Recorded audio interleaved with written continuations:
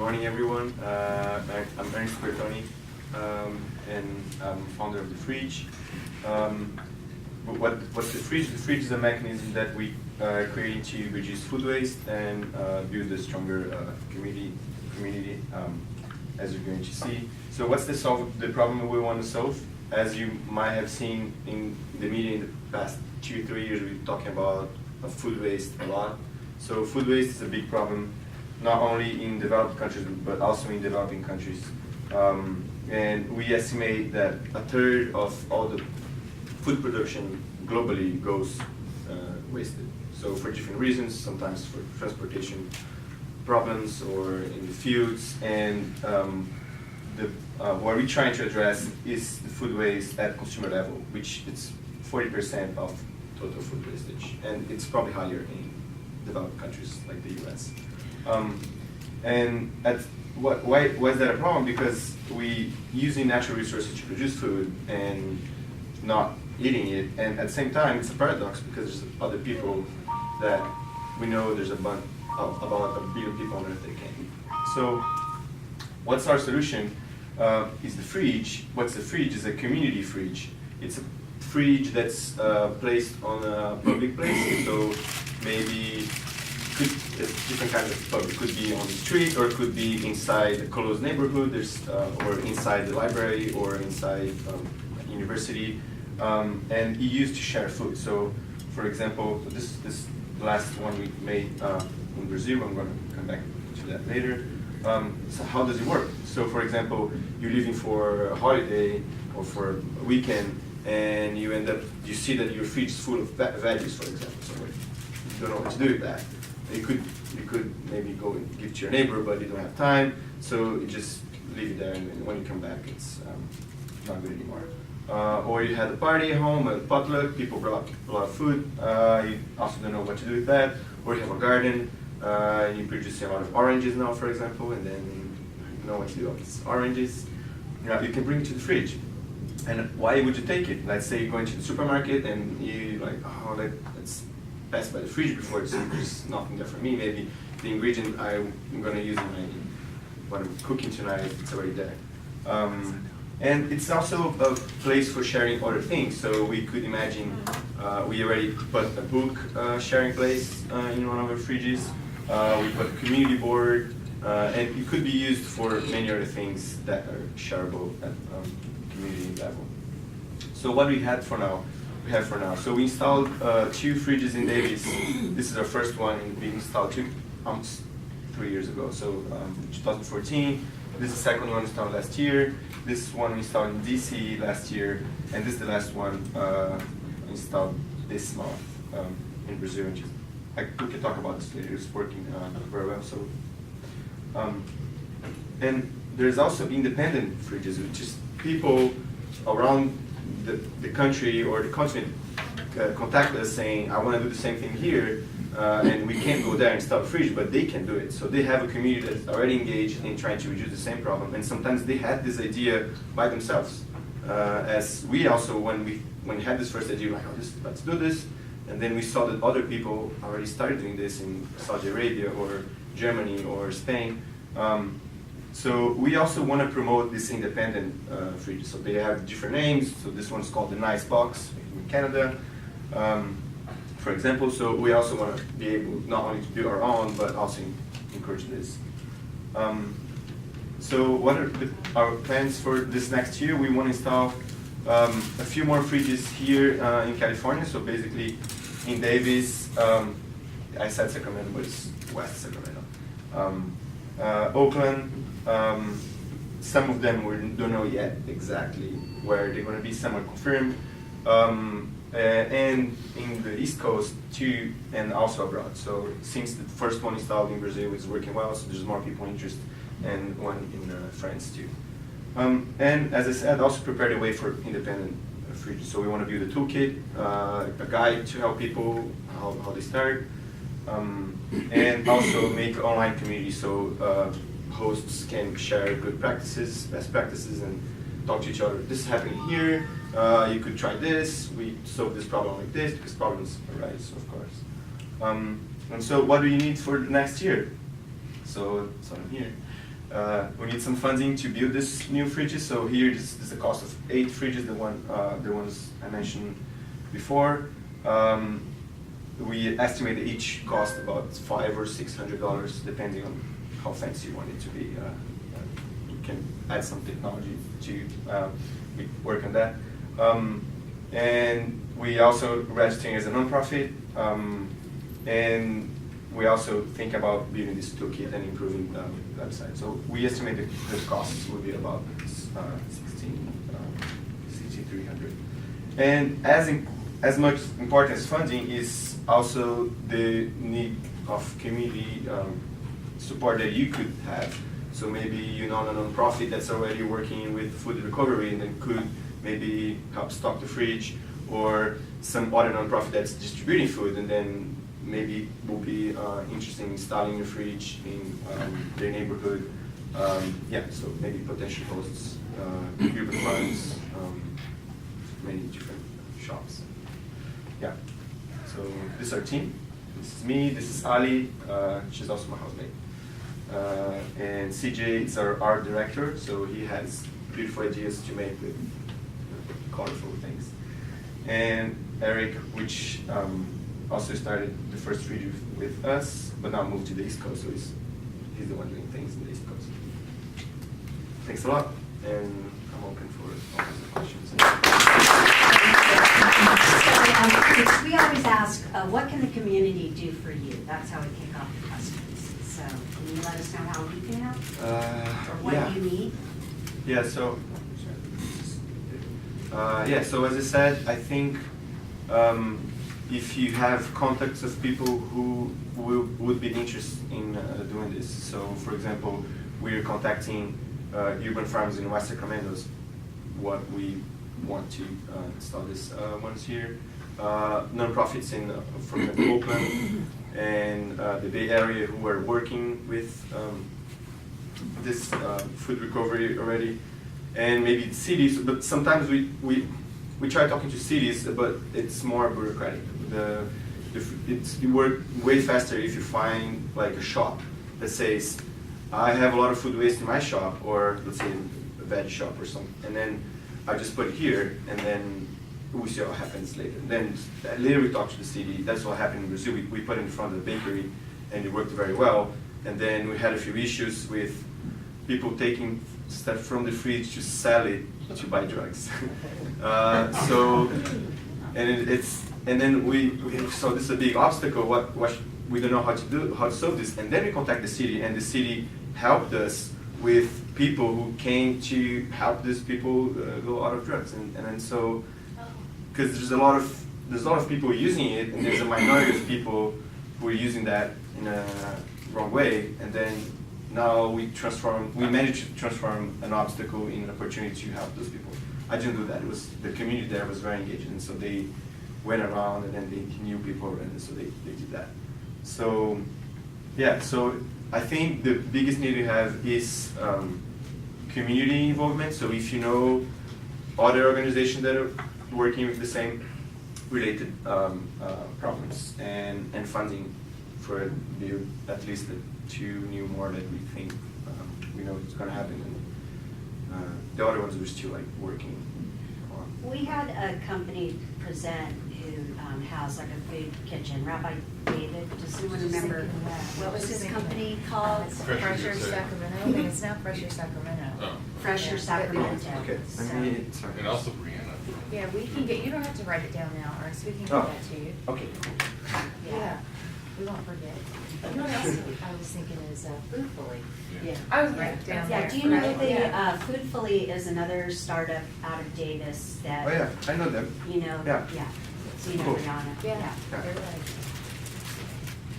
So it's open for questions, anyone? And you Have can you- call them. Maybe I missed it, but how do you power those units? Yeah, so the power comes from the host. So like in Davis we have one in front of our house, and then so it comes from our house, and we had one in front of another house that comes from that house.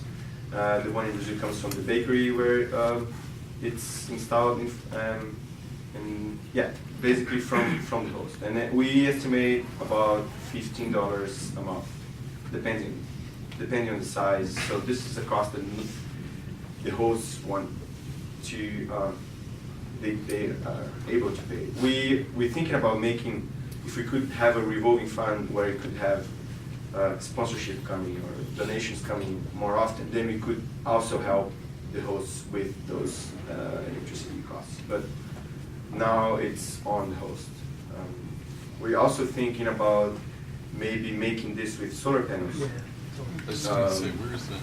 But the cost of solar panels will make the Freedge cost 3 times more.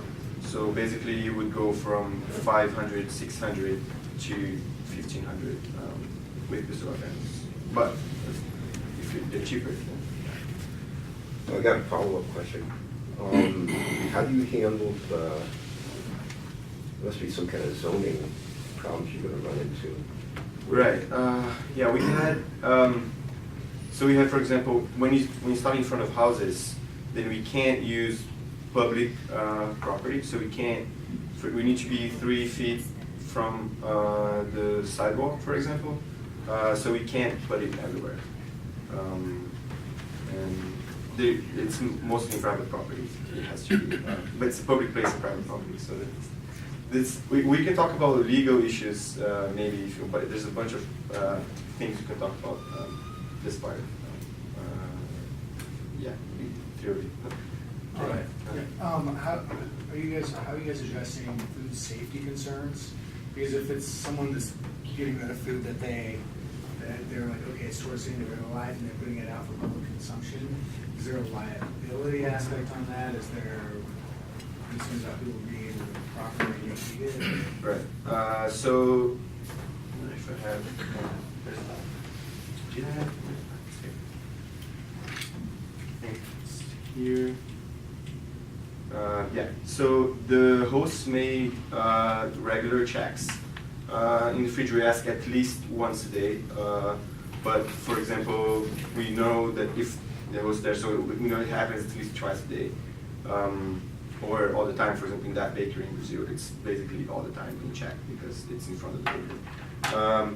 We are working to find ways to make it more automatic. So, for example, putting sensors in it, putting maybe internal cameras that could check what's in there, so it could be checked remotely even without having the person there. We have rules that need to be followed. So, for example, in Davis, we can't put everything. We can only put fruits and vegetables. So we try to reduce high risk. For meats, for example, won't go in there. But of course, as you might be thinking, someone could do something bad with it, of course. But we try to reduce these risks as much as we can. Well, I kind of maybe talk about people about how to kind of mitigate or ensure against that, or whose responsibility it is, because I just imagine you have a lot of community gardens at the end of the day that they're like, okay, this food seems towards the end, let's put it in like the fridge or something, and someone takes it out and doesn't realize that they need to wash it to keep it from the community garden, and we get salmonella. Right. Yeah. We are. So there's the Good Samaritan. What's the name? Emerson bill, which was signed by Bill Clinton in 1996, which makes, if you're giving food away with a good intention, if you know and you think that your food that you're giving away is in good condition, then you can be made reliable. It's called the Emerson bill. But for this to work, I think there's needs to be non-profit involved. There's some things need to be involved too. But we try to reduce people who would make this on purpose, like putting salmonella. So we try to reduce all these risks. But I mean, there's nothing against someone. For example, if someone puts peanuts in there and then a kid goes and then the kid's allergic to peanuts and it's going to eat it. So there's this risk that exists. We try to work on those, but yeah. Thank you. Yeah. First of all, I think this is really cool, just not just solving a food problem, but also building some community around food. So thank you. And then I wonder about who are you finding are your biggest users? And the reason that I ask that quickly is that I think that the host problem might even be like your biggest asset, right? Right. Right. all these people like driving traffic to some business. Right. Because people are Right. eating around food. So like partnering with a coffee shop or a coffee chain. I don't know if it's coffee, but Right. something like that. So this is great because this is what happened in Brazil. That's why this Brazil last one was super successful because it was in front of this bakery. So we had already flow of people coming and passing by. Yeah. And it was in between two neighborhoods, one rich neighborhood and a poor neighborhood. So it was like in the border. So the fridge was empty, filled and empty like 3 or 4 times a day.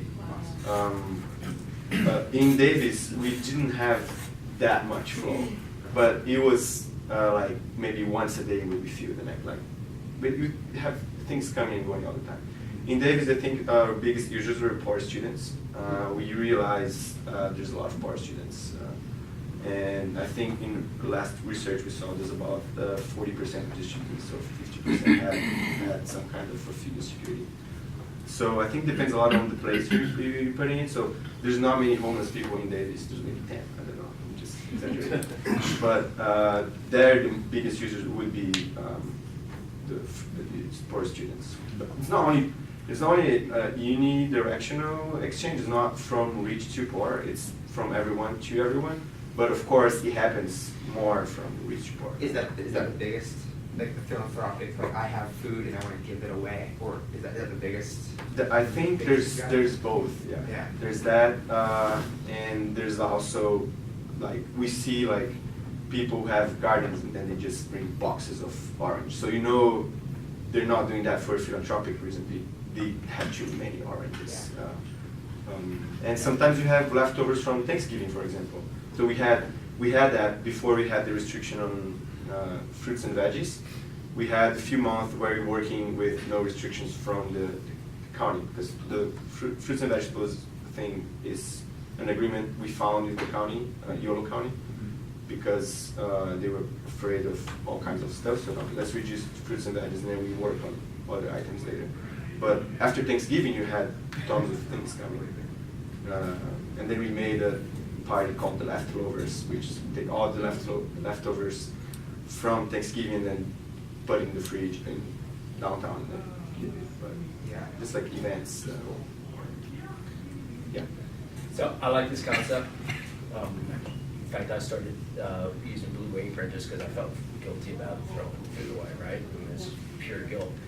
I'd be interested, my company actually partnered directly with you. We do SNAP program integrity for 4 states. So like we just won a deal in Alaska. I could see I'd pay for them, just put 4 or 5 of these in and do it. But Right.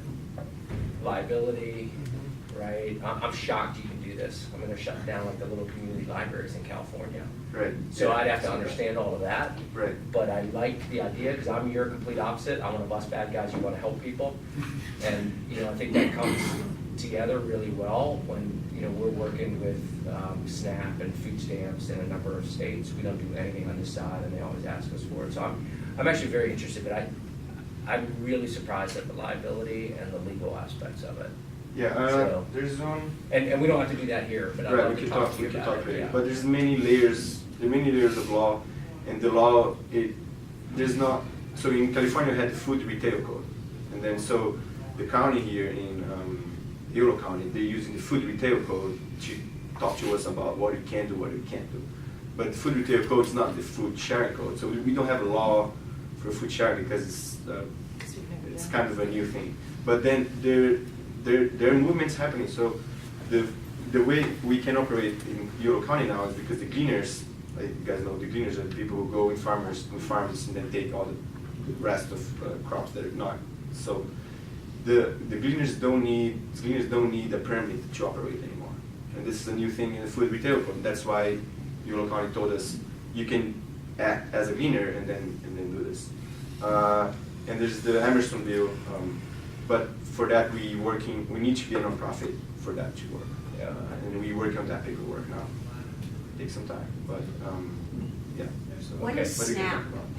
think SNAP's a supplemental nutritional assistance program, so it's the EBT cards. Yeah, food stamps. So, they have tons of retailers that this might be interest to. I could see just bundling it on, because for me, it would make it heavily differentiator if I'm competing for business. You know, we're gonna make sure that we stop the guys that were stealing the food and using it for drugs. That's what my company does, right? And that Right, and other yeah. things, but yours is actually helping people, Right. you know, by doing some food sharing. So I'd be interested in having that discussion for sure. Cool. Yeah, what about, do you have barcodes to help you monitor and track and see when things are expired and automated? We don't have barcodes. So we could go to another level of technology, and then there's people working on that. You know, so that's why I think the decentralization of this movement is important, because in New York there's the group of students that are doing this. They try to do something like way more technological way. So they want to put sensors and cameras and know if anything wrong happens. And there's, I think, people in Minnesota that kind of doing the same. They already had a prototype, which individual doors for each item. So you would, so if something goes wrong with one item, it doesn't go to the other one. So there's many things. We don't have barcodes. The problem with all this technology we could add and make, for example, the Freedge accessible only for people who had a phone, or you could make a list of people who can open that. Is that we are increasing the cost of the exchange. And the whole idea behind this is making food donation being so easy and cheap that people would go there and put the food. So there's a trade-off. Economists love that word. The trade-off between how we need to get as safe as possible without making too hard for people to give the food away. So we're working on that line. So we find the right balance. Yeah, we have this. Yeah, okay. What about expanding to other non-perishable goods? Could donate canned goods. You get Right. around the food safety issue. It's so in the beginning, before all the restriction we had, not all in Yolo County, most of the goods were non-perishables. So there I think we estimated we had some manual controlling, like spreadsheet, everything that came in. I think 60% of the food was canned or grains, packet rice or pasta, for example, stuff like that. Yeah, we can do that. So there's some food. What do they call those? Is it food pantries? But there's like tiny little boxes. They call the food pantries, and then they're only used for non-perishables. So something we could do is make a second compartment that's not refrigerated and used for this kind of food. But we need to talk to the county about that, because it was a big win getting them to agree with the fruits and veggies. So now we need to establish, and then, okay, let's try to get more stuff. Jack and Pat both have questions. Just two quick ideas for you. My understanding of the food waste industry is that one aspect is refrigeration and the other aspect is distribution. I mean, we're in the Central Valley here where $22 billion of agriculture gets exported, right? There's tons of food. My understanding is there's an issue with distribution, getting the food out to the people who need it. Right. And so you might think about how you could complement what you're doing with refrigeration with distribution. There's something else that you can do there. The second idea for you to consider is, in looking at your team, if you were to line up, a lot of times young companies or even nonprofits line up an informal advisory board of people who are experts in food waste. So there's groups like Soil-Borne Farms here in Sacramento that effectively are producing a huge amount of food and trying to figure out that distribution problem. And then there's people that are working on the technology aspects, like California Safe Soil, who's trying to basically repurpose all the food that's wasted and turn it into fertilizer. If you were to get people that were engaged in those organizations to start giving you some market insight as to where the problems are and how you might scale, what you're trying to do here, I think that whether you take a nonprofit structure to attract grant funding, or whether you decide to figure out some business model that allows you to sort of evolve into a for-profit, you'll have some ideas and insight from people who have spent, in some cases, decades Years, yeah. in the food waste space, right? So you won't be flying blind, right? You'll have people guiding you. So that, I think that might be the gift that keeps on giving, right? Because if you can get together with them once a month and tell them about how your idea is evolving, they'll provide you with some shortcuts and some other ideas around how to shape this and make it big enough to attract the resources that you need to actually execute on it. Cool. Yeah, thanks. Last question, Pat? So, a couple things. I think I've volunteered several times at the Sacramento Food Bank, and they do what you do at a macro level, and they probably could, because I've seen people, I've worked in the restaurant industry, food industry, a lot of years, and I've seen this go horribly bad with people had good intentions. They gave away food, somebody got sick and they got sued. I think it was Saga Foods in Menlo Park, you could look it up. But I know that there's, first of all, I want to applaud you for what you're doing, but there's a huge amount of waste in restaurants, and they're just afraid to take steps with it. They try to use it for other ingredients in other dishes, but it just doesn't happen. The amount of waste is terrible. So you might want to think about maybe a sponsorship, maybe having somebody that has a social awareness about something like this, like maybe Nugget, who's local to Davis, like Vacaville. Then maybe they will, because if that solves a bigger problem of waste, so you can tap into a supermarket rather than somebody just cleaning out their fridge, Right. So if they have a place where they can go store their waste and do good to the community, now you're solving it at one-stop shopping. And they also will, maybe they sponsor your box, and that helps you build other boxes down the road. So you have a location sponsor who not only provides you with food, but also provides you with funding to help you expand. Okay. Well, thank you very much, Ernst.